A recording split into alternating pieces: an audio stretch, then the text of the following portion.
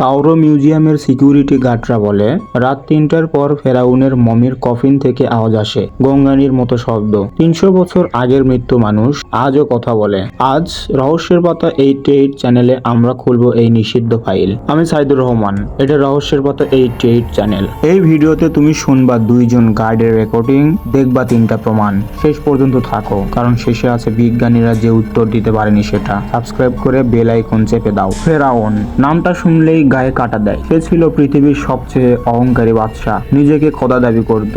মুসা আলাইহিস সালাম এর সাথে যুদ্ধ করেছিল। কোরআনে আল্লাহ বলেন, আজ আমি তোমার দেহকে রক্ষা করব, যাতে তুমি পরবর্তীদের জন্য নিদর্শন হও। সূরা ইউনুস 92তম আয়াত। 1898 সালে তার মমি পাওয়া যায়। এখন সেটা কায়রো মিউজিয়ামে আছে। কিন্তু সমস্যা হলো লাশটা নাকি শান্তিতে নাই।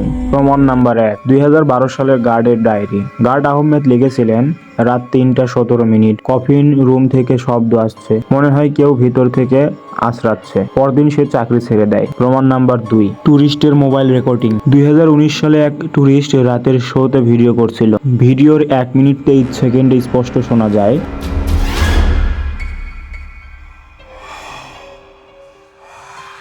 মিউজিয়াম কর্তৃপক্ষ ভিডিওটির সাথে সাথে ডিলিট করে দেয়। প্রমাণ নাম্বার 3, বিজ্ঞানীর রিপোর্ট। ফ্রান্সের ডাক্তার মরিস বুকাই ফেরাউনের মমি পরীক্ষা করতে গিয়ে বলেছিলেন, এই দেহে লবণের দাগ আছে। সে পানিতে ডুবে মারা গিয়েছিল। কোরআন 1400 বছর আগে যা বলেছে, বিজ্ঞান আজ তাই প্রমাণ করছে। তাহলে রাত 3টায় আওয়াজ কেন? থিওরি 1, বিজ্ঞানীরা বলে এটা তাপমাত্রার পরিবর্তন। রাতে কফিনের কাঠ চুপসে যায়, তাই ঠক ঠক করে শব্দ করে। কিন্তু প্রশ্ন হলো, শব্দটা কেন শুধু রাত 3টায়? থিওরি 2, অভিশাপ। মিশরীয়রা বলে এটা ফেরাউনের অভিশাপ, যে তার কবর নষ্ট করবে সে শান্তি পাবে না। থিওরি 3, নিদর্শন। এটা আল্লাহর নিদর্শন, কিয়ামত পর্যন্ত এই লাশটা থাকবে, মানুষকে মনে করিয়ে দেওয়ার জন্য অহংকারের পরিণতি কি হয়। তাই হয়তো রাতের গভীরে সে গঙ্গায়। কায়রো মিউজিয়ামের 13 নম্বর রুম আজও রাত 12টার পর বন্ধ থাকে।